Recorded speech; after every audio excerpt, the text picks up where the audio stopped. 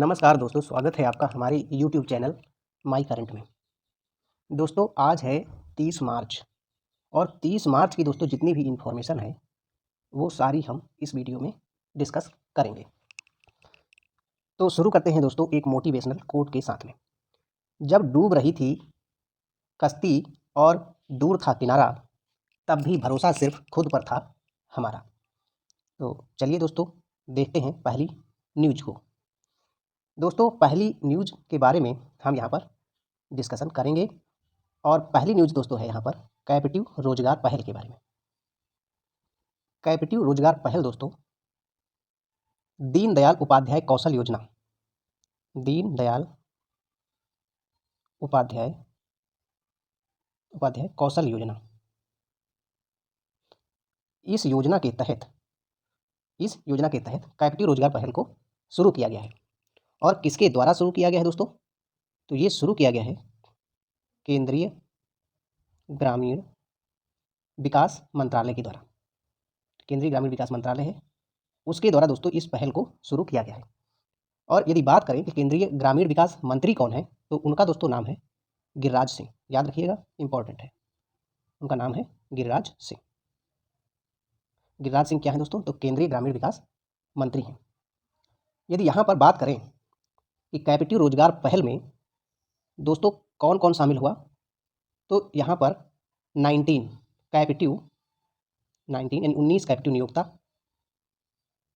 नियोक्ता और इसके साथ में दोस्तों ग्रामीण विकास मंत्रालय,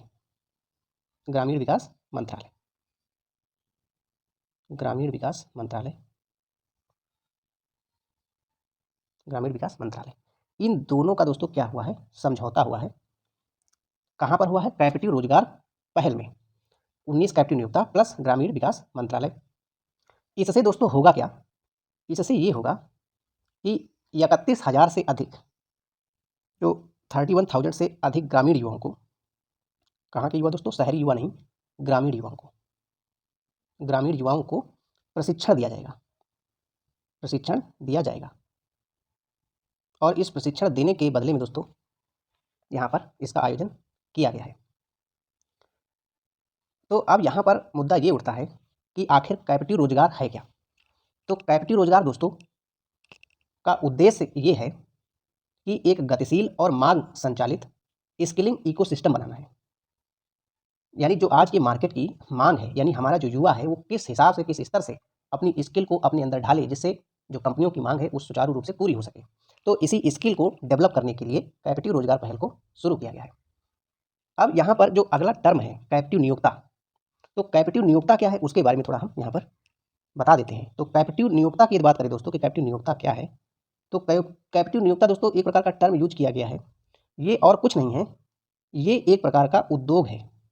यानी ये जो शब्द है ये एक उद्योग के लिए या नियोक्ता के लिए दोस्तों ये इस्तेमाल किया गया है। यानी इस पहल में नियोक्ता और उद्योगों को शामिल किया गया और ये जॉइंट वेंचर दोस्तों किसका है? 19 कैपेटिव नियोक्ताओं प्लस ग्रामीण विकास मंत्रालय के तहत ये साइन किया गया, जिससे 31,000 से अधिक ग्रामीण युवाओं को प्रशिक्षण दिया जा सके। अब यहाँ पर बात ये आती है कि कैपेटिव नियोक्ता दोस्तों ये तो एक प्रकार की ग्रामीण युवाओं को पहल शुरू ही की गई है जिससे प्रशिक्षण मिलेगा, लेकिन इसके अलावा और भी कुछ गवर्नमेंट की योजनाएं हैं, जैसे कि दीनदयाल, एक योजना का नाम दोस्तों दीनदयाल है ना, उपाध्याय कौशल योजना, दीनदयाल उपाध्याय कौशल योजना। तो इसके बारे में यदि बात करें कि इसकी शुरुआत दोस्तों कब की गई थी, तो इसकी शुरुआत दोस्तों ग्रामीण विकास मंत्रालय के तत्वाधान में की गई थी। और ये भी एक दोस्तों क्या है, ये भी जो योजना है ये भी एक कौशल कार्यक्रम है। कैसा कार्यक्रम है? कौशल कार्यक्रम है। और इसकी जो लॉन्चिंग हुई थी वो हुई थी 25 सितंबर 2014 को। कब हुई थी? तो 25 सितंबर 2014 को इसकी शुरुआत की गई थी। और कितने राज्यों और यूटी में की गई थी? तो वो की गई थी 27 राज्य थे प्लस 4 यूटी में, 4 यूनियन टेरिटरी में इसकी शुरुआत की गई थी। अब मेन बात ये है कि इस योजना के अंतर्गत जिन युवाओं को प्रशिक्षण दिया जाता है वो 15 से 35 वर्ष की आयु के बीच में होनी चाहिए।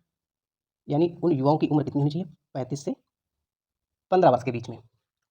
और इसमें महिला उम्मीदवारों के लिए यदि बात करें कि महिला उम्मीदवारों की आयु क्या होनी चाहिए इस योजना के तहत प्रशिक्षण प्राप्त करने के लिए, तो महिलाओं के लिए जो अधिकतम उम्र है इसमें न्यूनतम उम्र की बात नहीं की गई है, इसमें अधिकतम उम्र की बात की गई है। तो अधिकतम उम्र जो है वो 45 वर्ष है, यानी 45 वर्ष से ज़्यादा नहीं होनी चाहिए। यानी इसमें जो भी महिला प्रशिक्षण लेना चाहती है इस योजना के तहत, तो उसकी उम्र 45 वर्ष से ज़्यादा नहीं होनी चाहिए। और जो कुल प्रशिक्षण दिया जाएगा इस योजना के तहत, उनमें से 1/3 महिलाओं का होना जरूरी है। तो ये भी बहुत इंपॉर्टेंट है कि कितनी महिलाओं का होना जरूरी है, तो 1/3 महिलाओं का होना जरूरी है। तो अब आप लोग समझ गए होंगे कि ये क्या है कैप्टिव रोजगार पहल। तो कैप्टिव रोजगार पहल दोस्तों दीनदयाल उपाध्याय कौशल योजना के तहत लॉन्च की गई एक पहल है, जो कि केंद्रीय ग्रामीण विकास मंत्रालय प्लस 19 कैप्टिव नियोक्ताओं या फिर उद्योगों के बीच में एक समझौता है, जिससे क्या किया जा सके, इस रोजगार पहल के तहत 31,000 से अधिक युवाओं को प्रशिक्षण दिया जा सके। ये इस पहल का उद्देश्य है। कैप्टिव रोजगार क्या होता है? तो कैप्टिव रोजगार दोस्तों इसका उद्देश्य एक गतिशील और मांग संचालित स्किलिंग इकोसिस्टम बनाना है। कैप्टिव नियोक्ता क्या होता है? तो कैप्टिव नियोक्ता दोस्तों कोई भी नियोक्ता या उद्योग है, कैप्टिव नियोक्ता शब्द जो है नियोक्ता या फिर उद्योग है, जो उम्मीदवारों को अपने स्वयं की कंपनी या इसकी सहायक कंपनियों के रोजगार प्रदान करता है। यदि बात करें दीनदयाल उपाध्याय कौशल योजना, तो ये कौशल कार्यक्रम है जिसकी शुरुआत 25 सितंबर 2014 को की गई थी और 27 राज्यों प्लस 4 यूनियन टेरिटरी में इसकी शुरुआत हुई। इसमें युवाओं की उम्र कितनी होनी चाहिए? तो वो होनी चाहिए 15 से 35 वर्ष और महिलाओं की अधिकतम उम्र 45 वर्ष। और कुल प्रशिक्षण जो इस योजना के तहत दिया जाएगा उसमें 1/3 महिलाओं का होना जरूरी है। ये इस योजना की क्राइटेरिया है, इसको फुलफिल करना बहुत जरूरी है। आप चलते हैं दोस्तों अगले न्यूज की तरफ। अगली न्यूज है दोस्तों सऊदी अरब से, सऊदी अरब अमीरात से। इसको शॉर्ट में हम UAE भी बोलते हैं। हुआ क्या है दोस्तों, यहाँ पर एक नए उपराष्ट्रपति की नियुक्ति की गई है। उपराष्ट्रपति की नियुक्ति, उन उपराष्ट्रपति का नाम क्या है दोस्तों? तो उनका नाम है शेख मंसूर। क्या नाम है? शेख मंसूर बिन जायद। नाम बहुत बड़ा है दोस्तों, शेख मंसूर बिन जायद अल नहयान। ज़्यादा इंपॉर्टेंट नहीं है, फिर भी मैं यहाँ पर इसको बता दे रहा हूँ, पूछा नहीं जाता है, जानकारी के लिए बता रहा हूँ दोस्तों। तो संयुक्त अरब अमीरात की राजभाषा की बात करें दोस्तों, यहाँ पर राजभाषा क्या बोली जाती है? तो यहाँ पर राजभाषा दोस्तों है अरबी। इस देश में अरबी बोली जाती है। और राजधानी की बात करें कि संयुक्त अरब अमीरात की राजधानी क्या है, तो वो राजधानी है अबू धाबी। राजधानी क्या है दोस्तों? राजधानी का नाम है अबू धाबी। और करेंसी की बात करें तो करेंसी क्या चलती है? करेंसी चलती है दिरहम। ये इंपॉर्टेंट है। जो अगला पॉइंट दोस्तों याद रखना है, याद ये रखना है, इंपॉर्टेंट है, पूछा जाता है, हॉर्मुज की जल संधि। हॉर्मुज की जल संधि किन दो खाड़ियों को अलग करती है दोस्तों? ये क्वेश्चन आता है हॉर्मुज जल संधि। तो याद रखिएगा ये फारस की खाड़ी, फारस की खाड़ी को, फारस की खाड़ी को दोस्तों ओमान की खाड़ी से अलग करती है। ओमान की खाड़ी से अलग करती है, ये याद रखिएगा, ये इंपॉर्टेंट है, कई बार एग्जाम में पूछा भी गया है। तो सऊदी अरब के नए उपराष्ट्रपति बना दिए गए हैं शेख मंसूर बिन जायद अल नहयान। राजभाषा है अरबी, राजधानी है अबू धाबी, करेंसी है दिरहम और हॉर्मुज की जनसंख्या फारस की खाड़ी और ओमान खाड़ी को अलग करती है। अब चलते हैं अगली न्यूज की तरफ। अगली न्यूज है दोस्तों दुर्लभ बीमारियों से संबंधित। तो दुर्लभ बीमारियां दोस्तों क्या होती हैं? दुर्लभ बीमारियां ऐसी बीमारियां होती हैं जो बहुत कम लोगों को होती हैं। तो कम लोगों को दोस्तों जब होती हैं तो उनकी दवाएं अक्सर महंगी होती हैं। तो उन दवाओं को, दवाएं सस्ती हो सके, इसलिए सरकार ने आयात शुल्क जो होता है, यानी जो बाहर से कुछ दवाएं मंगाई जाती हैं विदेश से, तो उस आयात शुल्क में सरकार ने छूट प्रदान करी है दोस्तों। यानी उसमें क्या क्या दिया है? थोड़ा डिस्काउंट दे दिया है, छूट दे दी है, जिससे क्या होगा, उन दवाइयों को थोड़ा कम रुपए पे करके बाहर से मंगाया जा सकेगा, जिससे ओवरऑल पेशेंट को फायदा होगा। इसलिए ये सरकार ने यहाँ पर ये इनिशिएटिव लिया है। तो यहाँ पर अब बात ये आती है कि ये छूट कब से लागू होगी? तो ये छूट लागू होगी 1 अप्रैल 2023 से। कब से लागू होगी? 1 अप्रैल 2023 से ये वाली जो छूट है सरकार के द्वारा वो लागू हो जाएगी। और छूट वाली ये दवाओं और खाद्य पदार्थों को दोस्तों एक नीति बनाई गई थी इन सब चीज़ों के लिए। तो उस नीति को याद रखना है कि वो नीति कब आई थी। तो उस नीति का नाम है राष्ट्रीय दुर्लभ रोग नीति 2021। तो ये दोस्तों एक नीति है जो कब आई थी? 2021 में आई थी, जो दुर्लभ बीमारियों से संबंधित है। WHO के अनुसार, जो वर्ल्ड हेल्थ ऑर्गेनाइजेशन है WHO, उसके अनुसार दोस्तों एक दुर्लभ बीमारी को, है ना, प्रति 10,000 लोगों पर, प्रति 10,000 लोगों पर, प्रति 10,000 लोगों पर बात हो रही दोस्तों, प्रति 10,000 लोगों पर 6.5 से 10 लोगों को ही ये बीमारी होती है। यानी प्रत्येक 10,000 लोगों पर 6 से 10 लोगों को ये बीमारी देखने को मिलती है। तो इस प्रकार की जो बीमारियां होती हैं इनको हम दुर्लभ बीमारी की श्रेणी में रखते हैं। दुनिया में लगभग 300 मिलियन रोगी हैं दोस्तों, 300 मिलियन रोगियों के साथ, पूरे यहाँ पर वर्ल्ड की बात हो रही है, वर्ल्ड में इतने रोगी हैं दोस्तों दुर्लभ बीमारियों के। लगभग 7,000 ज्ञात दुर्लभ बीमारियां हैं। कितनी है दोस्तों? 7,000। इतनी यहाँ पर दुर्लभ बीमारियां हैं दोस्तों। तो थोड़ा सा हम बात करें WHO की, तो WHO दोस्तों की स्थापना हुई थी 7 अप्रैल 1995 और इसके जो महानिदेशक हैं वो हैं डॉक्टर टेड्रोस अधनॉम घेब्रेयेसस और हेडक्वार्टर है दोस्तों जिनेवा में। हेडक्वार्टर कहाँ पे है? Geneva, Switzerland. और 7 अप्रैल को ही दोस्तों, 7 अप्रैल को ही विश्व स्वास्थ्य संगठन मनाया जाता है, विश्व स्वास्थ्य दिवस मनाया जाता है, ये भी याद रखना है। तो यहाँ पर दुर्लभ बीमारियों के बारे में हमने डिस्कशन कर लिया है। अब चलेंगे दोस्तों नासा की तरफ। नासा दोस्तों, नासा की दोस्तों फुल फॉर्म की बात करें तो इसका फुल फॉर्म होता है national aeronautics and space administration. तो दोस्तों नासा ने जून 2023 में, कब? जून 2023 में कहाँ पर? मंगल ग्रह पर। मंगल ग्रह पर, मंगल ग्रह पे क्या किया है, क्या करेगा? 4 मनुष्यों को भेजेगा, 4 मनुष्यों को भेजेगा। कब? जून 2023 में। और ये 4 मार्टियस मंगल ग्रह पर नासा के मानव अन्वेषण अभियान का हिस्सा होगा। यानी ये 4 मनुष्यों को भेजा जाएगा, तो ये किस अभियान के तहत भेजा जाएगा? तो उस अभियान का नाम है दोस्तों मानव अन्वेषण, यानी रिसर्च। एक तरीके से मानव अन्वेषण अभियान जो नासा चला रहा है, उस अभियान के तहत ही इन व्यक्तियों को यहाँ पर मंगल ग्रह पर भेजेगा। यदि मंगल ग्रह पर रहने की बात करें कि ये व्यक्ति जो चारों जाएंगे मंगल ग्रह पर, तो इसके लिए नासा ने क्या तैयारियां करी हैं? तो नासा ने तैयारियां करी हैं एक 3D मुद्रित आवास दोस्तों बनाया है। 3D मुद्रित आवास है और एक निजी क्रू क्वार्टर बनाया है। निजी क्रू क्वार्टर है, जैसे कि अलग अलग व्यक्ति रह सके चारों। और तीसरे नंबर पर रसोई घर है खाना बनाने के लिए। मनोरंजन फिटनेस कार्य, ये भी सब वहाँ पर इसी 3D जो मुद्रित आवास है इसमें उपलब्ध होगा।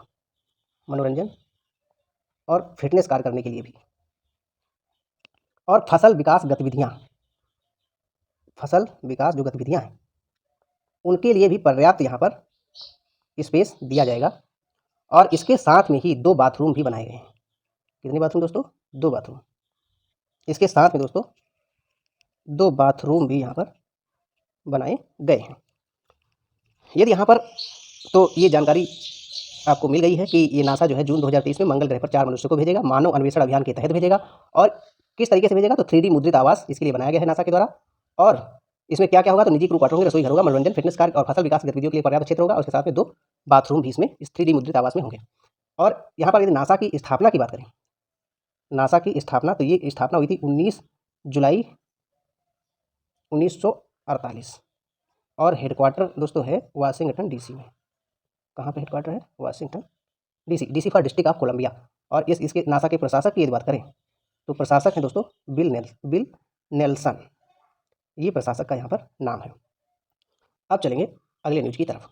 अगली न्यूज है दोस्तों अमृत भारत स्टेशन योजना। इस योजना के तहत 1275 रेलवे स्टेशन दोस्तों, रेलवे स्टेशन, इनकी क्या की गई है? पहचान की गई है। और किस लिए पहचान की गई है? कि इन 1275 रेलवे स्टेशनों का क्या किया जा सके? विकास किया जा सके।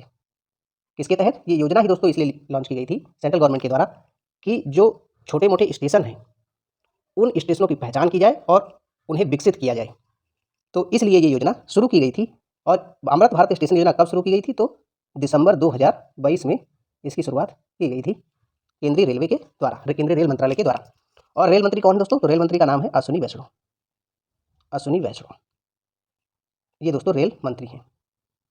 ये क्या है? ये रेल मंत्री हैं। और इसका लक्ष्य है दोस्तों कि बुनियादी सुविधाएं जो हैं प्रत्येक रेलवे स्टेशन पर उपलब्ध कराई जाए। तो अब चलेंगे अगले क्वेश्चन की तरफ। अगला क्वेश्चन है न्यू इंडिया लिटरेसी प्रोग्राम। ये दोस्तों न्यू इंडिया लिटरेसी प्रोग्राम क्या है? ये संपूर्ण देश में दोस्तों लागू किया गया। पहली बात तो ये समझ लीजिए, ये संपूर्ण देश में लागू किया गया है। ठीक है, कब से कब तक लागू किया गया है? 2022-23 से 2026-27 तक के लिए ये काम करेगा। क्या? New India literacy programme. और इसमें जो दोस्तों खर्च आने वाला है इस प्रोग्राम को लेकर के वो होगा 1037.90 करोड़। ये दोस्तों क्यों इंपॉर्टेंट है ये अभी आपको पता चल जाएगा, क्योंकि दोस्तों इस योजना का, इस प्रोग्राम का लक्ष्य यही है कि 15 वर्ष और, है ना, 15 वर्ष और उससे अधिक आयु के जो, उससे अधिक आयु के जो वर्ग के जो व्यक्ति हैं, लगभग ये सरकार के द्वारा माना गया कि ऐसे जो व्यक्ति हैं वो लगभग 5 करोड़ के आसपास हैं। तो इन 5 करोड़ लोगों को क्या करना है, 5 करोड़ निरक्षरों को कवर करना, ऐसा उद्देश्य है। मतलब इसका लक्ष्य रखा गया कि लगभग 5 करोड़ तो ऐसे व्यक्तियों को कवर किया जा सके जो निरक्षर हैं, जिनको कुछ नहीं आता है।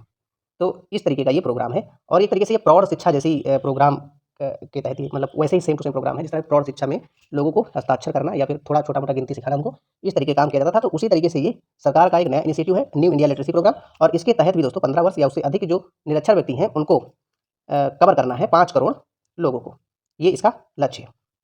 और इसमें दोस्तों ये होगा कि इसमें जो राज्य और जो सेंट्रल है, केंद्र और राज्य का, क्योंकि दोनों मिल करके इस योजना को लॉन्च तो किया है सेंट्रल गवर्नमेंट ने, लेकिन जो खर्च होगा वो ये दोनों ही उठाएंगे। तो इसमें जो सेंट्रल गवर्नमेंट है, जो केंद्रीय सरकार है, केंद्रीय सरकार, तो केंद्रीय सरकार का दोस्तों इसमें 700 करोड़ रुपये, 700 करोड़। और राज्य दोस्तों इसमें जो खर्च करने वाले हैं वो 337.9 करोड़ दोस्तों इसमें खर्च करेंगे। और केंद्र और राज्य का दोस्तों शेयर क्या होता है, यानी किस अनुपात में ये खर्च करेंगे, तो ये दोस्तों खर्च करने वाले हैं 60:40 के रेशियो में। और यदि उत्तर पूर्वी जो राज्य हैं, उत्तर पूर्वी राज्य और इसी के साथ में दोस्तों हिमालयी राज्य जो हैं, जो हिमालयी राज्य हैं, यहाँ पर केंद्र और राज्य का हिस्सा जो अनुपात होगा वो होगा दोस्तों 90:10। तो इस रेशियो में ये पैसा खर्च किया जाएगा। अब अगले इस योजना के घटक की बात करें कि घटक क्या क्या रहने वाले हैं, तो इसमें दोस्तों 5 इसके घटक हैं, यानी 5 जो है मूलभूत इसकी इस योजना के घटक हैं। पहले नंबर पे है दोस्तों मूलभूत साक्षरता, मूलभूत साक्षरता और अंक ज्ञान इसमें कराया जाएगा, अंक ज्ञान दोस्तों, अंक ज्ञान कराया जाएगा। और दूसरे नंबर पर जीवन कौशल दोस्तों इसमें सिखाया जाएगा, जीवन कौशल। और तीसरे नंबर पर व्यवसायिक कौशल, यानी बिजनेस का कौशल सिखाया जाएगा, व्यवसायिक कौशल जो रोजमर्रा की जिंदगी में काम आता है। और चौथे नंबर पे दोस्तों यहाँ पर सिखाया जाएगा बुनियादी शिक्षा। बुनियादी शिक्षा दोस्तों क्या होती है, जो डेली लाइफ में यूज की जाती है, जैसे कि कोई सामान खरीदोगे तो वहाँ पर आपको गणित छोटी मोटी जोड़ घटाना आना चाहिए, तो उसको बुनियादी एजुकेशन बोलते हैं। और 5वें नंबर पे दोस्तों है कि पढ़ाई जारी रखना, ये भी दोस्तों इसका एक घटक है, पढ़ाई जारी रखना। और वैसे इस योजना का उद्देश्य यदि देखा जाए, मेन मुख्य उद्देश्य क्या है, तो मूलभूत साक्षरता और अंक ज्ञान प्रदान करना इस प्रोग्राम का। तो आप चलते हैं दोस्तों अगले खबर की तरफ कि अगला क्वेश्चन क्या है। तो अगला क्वेश्चन दोस्तों है रक्षा मंत्रालय से। रक्षा मंत्रालय दोस्तों क्या कर रहा है, ये 5400 करोड़ रुपए के 5400 करोड़ रुपए के दोस्तों MOU साइन किए हैं, यानी मेमोरेंडम ऑफ अंडरस्टैंडिंग साइन किया है। किसके जिसके साथ में दोस्तों साइन किया है, ये पहले समझौते की बात की जाए तो ये साइन किया है दोस्तों BEL के साथ में, यानी जो भारत इलेक्ट्रॉनिक्स लिमिटेड है उसके साथ में समझौता साइन किया है। किस लिए साइन किया दोस्तों, भारतीय सेना के लिए, जो भारतीय सेना है, भारतीय सेना, तो भारतीय सेना के लिए 1982 दोस्तों 1982 करोड़ रुपए के स्वचालित वायु रक्षा नियंत्रण, स्वचालित वायु रक्षा नियंत्रण, है ना, रक्षा नियंत्रण। और इसके साथ में ही reporting system project, reporting system project Akashteer, जिसका नाम दोस्तों क्या है, आकाश तीर, जिसका नाम ही है आकाश तीर, को खरीदा जा सके। तो इन दोनों चीज़ों के लिए भारतीय सेना के लिए 1982 करोड़ रुपए का भारतीय इलेक्ट्रॉनिक्स लिमिटेड के साथ में साइन किया गया है, पहला समझौता। और जो दूसरा समझौता है दोस्तों वो भी दोस्तों BEL भारतीय इलेक्ट्रॉनिक्स लिमिटेड के साथ में ही साइन किया गया है, लेकिन वो साइन किया गया दोस्तों नौसेना के लिए। पहला वाला जो था वो भारतीय सेना के लिए था, ये नौसेना के लिए है। ये दोस्तों है 412 करोड़ रुपए का। और इसमें दोस्तों क्या किया जाएगा, सारंग इलेक्ट्रॉनिक सपोर्ट, नाम क्या है दोस्तों, सारंग इलेक्ट्रॉनिक सपोर्ट सिस्टम का दोस्तों क्या किया जाएगा, अधिग्रहण किया जाएगा। तो इसलिए यहाँ पर समझौता हुआ है, ये दूसरा है। और जो तीसरा दोस्तों है, तीसरा जो समझौता किया गया वो new space India limited. New space India दोस्तों लिमिटेड क्या है, तो ये इसरो की एक वाणिज्यिक शाखा है। न्यू स्पेस इंडिया लिमिटेड ये एक वाणिज्यिक शाखा है, किसकी है वाणिज्यिक शाखा, तो इसरो की है। और इसके साथ में दोस्तों 2983 करोड़ रुपए का यहाँ पर MOU साइन किया गया है। किसके लिए साइन किया गया दोस्तों, ये भी सेना के लिए है, भारतीय सेना के लिए है। किस लिए किया गया है दोस्तों? तो GSAT-7B को इससे खरीदा जाएगा। GSAT-7B को क्या किया जाएगा? इसकी खरीदारी की जाएगी। तो इसलिए ये समझौता हुआ है। तो यहाँ पर देख लीजिए दोस्तों, ये रक्षा मंत्रालय 5400 करोड़ रुपये का समझौता किया है। यहाँ पर पहला समझौता BEL के साथ, दूसरा समझौता BEL के साथ नौसेना के लिए, और तीसरा है न्यू स्पेस इंडिया लिमिटेड, इसके साथ में किया है सेना ने। अगली जो खबर है दोस्तों, वो है शून्य अपशिष्ट का अंतर्राष्ट्रीय दिवस। तो ये दोस्तों मनाया जाता है 30 मार्च को। अपशिष्ट दोस्तों, शून्य अपशिष्ट यानी जो मल मूत्र वगैरह, जो इस तरह की जो गंदी चीज़ें होती है, जो नालियों में बहती रहती हैं, उनका क्या किया जा सके? बायोडिग्रेडेबल यानी शून्य पूरी तरीके से खत्म किया जा सके, उनको डिकम्पोज किया जा सके। तो इससे संबंधित दोस्तों जागरूकता फैलाने के लिए जो अंतर्राष्ट्रीय दिवस मनाया जाता है वो 30 मार्च को मनाया जाता है। इसका विषय दोस्तों बहुत लंबा चौड़ा है, इसलिए ज़्यादा ये इंपॉर्टेंट नहीं है, फिर भी मैं बता देता हूँ कि कचरे को कम करने के लिए और उसके प्रबंधन के लिए टिकाऊ और पर्यावरण, है ना, टिकाऊ और पर्यावरण रूप से मजबूत प्रथाओं को प्राप्त करना। तो ये इसका विषय है दोस्तों। तो और ये दिवस दोस्तों बहुत इंपॉर्टेंट है, क्योंकि ये पूछा जा सकता है 100%। शून्य अपशिष्ट का अंतर्राष्ट्रीय दिवस कब मनाया जाता है? 30 मार्च को मनाया जाता है। अब यहाँ पर थोड़ी हम बात करेंगे UNEP की। UNEP दोस्तों क्या है? तो ये है यूनाइटेड नेशंस एनवायरनमेंट प्रोग्राम। इसकी दोस्तों स्थापना कब की गई थी? तो 5 जून 1972, और 5 जून को ही दोस्तों क्या अंतर्राष्ट्रीय पर्यावरण दिवस भी मनाया जाता है।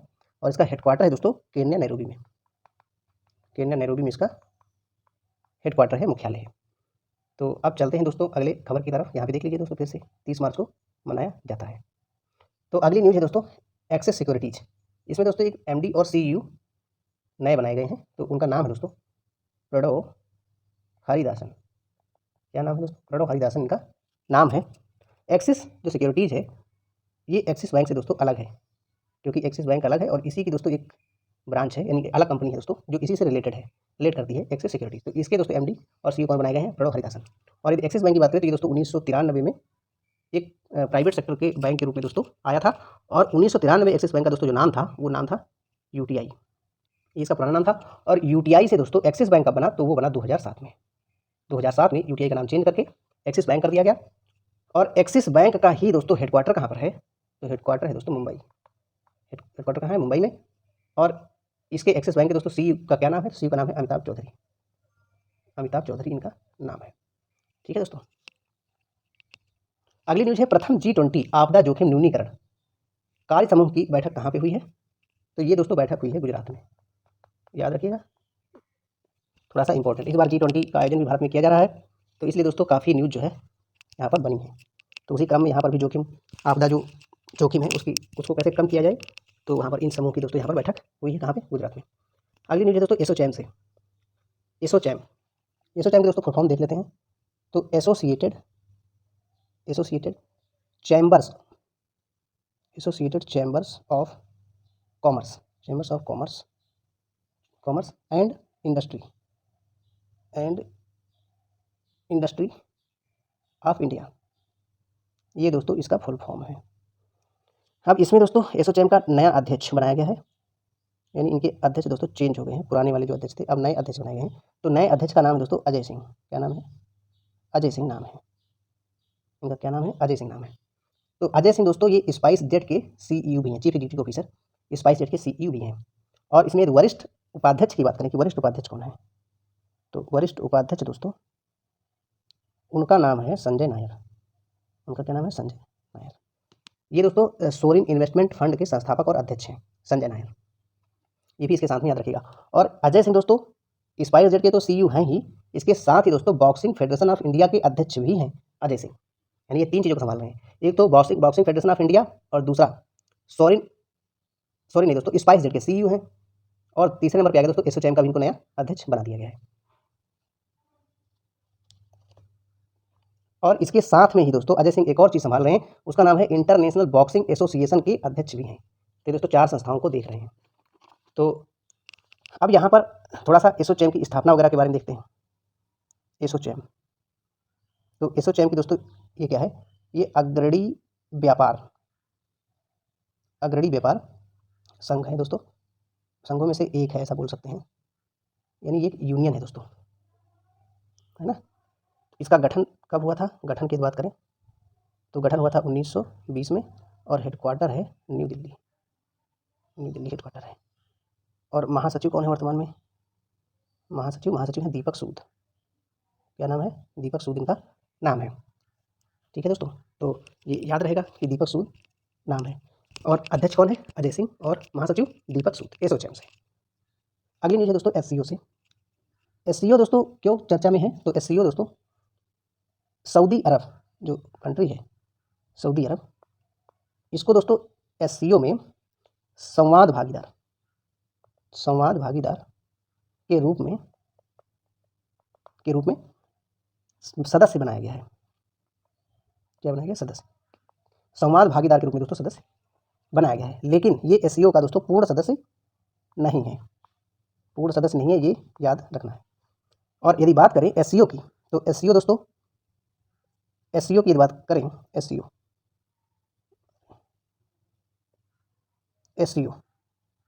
तो एससीओ की दोस्तों स्थापना हुई थी 2001 में। और ये क्षेत्रीय अंतर सरकारी संगठन है दोस्तों, क्षेत्रीय अंतर सरकारी संगठन है। ठीक है, और इसमें कुल मेंबर कितने हैं? तो 8 सदस्य हैं। 8 सदस्य कौन कौन है? चीन है, रूस है, पाकिस्तान दोस्तों भी है इसमें, पाकिस्तान इंडिया के साथ में शामिल हुआ, भारत, और 5वें नंबर पे दोस्तों सेंट्रल एशिया के 4 देश हैं, जिसमें तुर्कमेनिस्तान शामिल नहीं है और सारे देश शामिल हैं। सेंट्रल एशिया में दोस्तों 5 देश आते हैं मात्र। तो 5वां देश है दोस्तों किर्गिस्तान, और 6ठे नंबर पे तजाकिस्तान, और 7वें नंबर पे है उज्बेकिस्तान, और 8वें नंबर पे है भारत, नहीं, किर्गिस्तान हो गया, तजाकिस्तान हो गया, उज्बेकिस्तान हो गया, और ये कजाकिस्तान दोस्तों, 8वें नंबर पे कजाकिस्तान। ये दोस्तों, तो ये 8 सदस्य हैं इसके। यदि यहाँ पर बात करें कि एससीओ का दोस्तों प्राथमिक उद्देश्य क्या है, क्योंकि पूछ लिया जाता है कि प्राथमिक उद्देश्य क्या है, तो सदस्यों के बीच में सुरक्षा, ये सदस्यों के बीच में दोस्तों क्या होनी चाहिए? सुरक्षा। और दूसरे नंबर पे दोस्तों अर्थव्यवस्था, और तीसरे नंबर पे संस्कृति, और चौथे नंबर पे दोस्तों है शिक्षा। ये तो है इसके प्राथमिक उद्देश्य। और यदि मुख्य उद्देश्यों की बात करें कि मुख्य उद्देश्य इसके क्या है, ये मुख्य उद्देश्य क्या है, तो मुख्य उद्देश्य है दोस्तों आतंकवाद, इस पर चर्चा की जाती है इसमें, और उग्रवाद, और तीसरे नंबर पे है अलगाववाद, और चौथे नंबर पे है दोस्तों नशीले पदार्थों की तस्करी, और जो अगला है दोस्तों वो है अंतर्राष्ट्रीय संगठित अपराध से निपटने के लिए। तो ये तो है दोस्तों इसके मुख्य उद्देश्य एससीओ के। अब दोस्तों चलते हैं अगली न्यूज़ की तरफ। अगली न्यूज़ दोस्तों बांग्लादेश से है। कहाँ से दोस्तों? बांग्लादेश से। बांग्लादेश में दोस्तों सड़क, रेलवे और बंदरगाह दोस्तों, इन सब परियोजनाओं के लिए बांग्लादेश को दोस्तों ऋण दिया है। कितने रुपए का? 1.24 बिलियन यूएस डॉलर। कितने रुपए का दोस्तों ये लोन दिया है? किसने दिया है? तो दोस्तों जापान ने दिया है। इसमें दोस्तों क्या क्या शामिल है, कौन कौन सी परियोजनाएं शामिल है बांग्लादेश की? तो एक दोस्तों है चट्टोग्राम से दोस्तों कॉक्स बाजार तक। कहाँ तक सुना होगा दोस्तों? कॉक्स बाजार फेमस है। कॉक्स बाजार तक राजमार्ग का दोस्तों क्या करना है? सुधार करना है। एक तो ये परियोजना है। और दूसरे नंबर पे है, जो दूसरा नंबर है दोस्तों वो है जयदेवपुर इसरंडी खंड के बीच दोस्तों, है ना, इसरंडी खंड के बीच में दोस्तों दोहरी गेज रेलवे लाइन का निर्माण किया जाएगा। दोहरी गेज रेल लाइन का निर्माण करना है दोस्तों इन दोनों स्थानों के बीच में। और तीसरी जो परियोजना है दोस्तों वो मातरबाड़ी बंदरगाह, ये दोस्तों याद रखिएगा, ये बंदरगाह कहाँ पड़ता है? तो ये बांग्लादेश का एक बंदरगाह है। और इसके दोस्तों विकास के लिए भी यहाँ पर ये जो 3 परियोजनाओं के लिए लोन दिया गया है 1.24 बिलियन यूएस डॉलर का जापान के द्वारा इसको बांग्लादेश को। और ये इंपॉर्टेंट है मातरबाड़ी बंदरगाह। ठीक है दोस्तों, तो अब यहाँ पर हम थोड़ा सा देख लेते हैं ओडीए के बारे में कि ओडीए क्या है। ओडीए दोस्तों आधिकारिक विकास सहायता है जो विभिन्न देश एक दूसरे को उपलब्ध कराते हैं। जैसे कि जापान ने बांग्लादेश को 1.24 बिलियन यूएस डॉलर की उपलब्ध कराई है, तो इसको ओडीए के तहत ही बांग्लादेश को दिया गया है। तो यह दोस्तों क्या है, ये आर्थिक विकास का समर्थन करने और गरीबी को कम करने के लिए विकासशील देशों को विकसित देशों द्वारा प्रदान की जाने वाली वित्तीय सहायता होती है, जिसको हम ओडीए बोलते हैं। तो इसलिए इंपॉर्टेंट है। इस जापान की बात करें तो जापान दोस्तों, यहाँ के पीएम है फूमियो किशिदा। क्या नाम है? Fumio Kishida. और राजधानी है टोक्यो और मुद्रा है येन। तो ये याद रखिएगा इतनी चीज़ें। तो अब दोस्तों शायद ये लास्ट क्वेश्चन था। Thank you so much for this session.